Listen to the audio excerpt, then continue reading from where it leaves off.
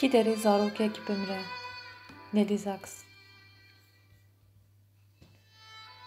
Ki derê zarokek bimre, her wê derê bêwelat dimînin tiştên bêdengtirîn. Di sakoyê êşeyê asîmanê meğrebî de hawara nêzîkbûna şevê dike riha reşya qijikê. Bayên tenik hûrik hûrik pêlan didin li ser giyayan. Koka xerabeyên ronahiyê diqelînin û mirinê diçînin şûnavê.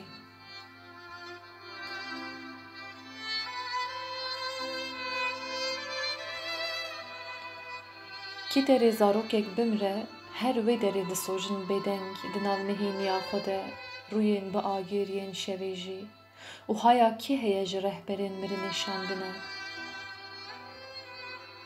Bêhnadara maziyê, qêrîna dikekî ye ya ku rojê kurt dike.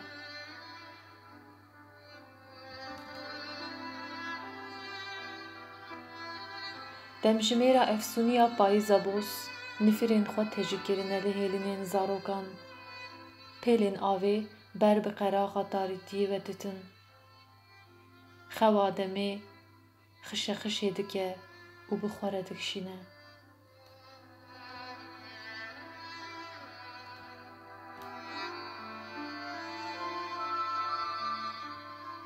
Ki derê zarokek bimre, her wê derê neynikên malikên Pêlîstang hilmekî dadidin ser xwe û êdî nikarin bibînin reqsa Pêlîstangên tiliyan ya xwe bi satina ji xwîna zarokan ve xemilandiye.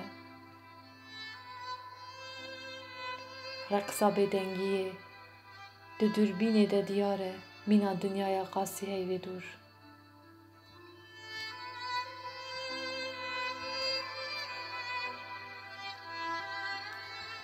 Ki derê zarokek bimre, her wê derê gevir û stêrk û gelek xeyalên din jî bêwelat dimînin.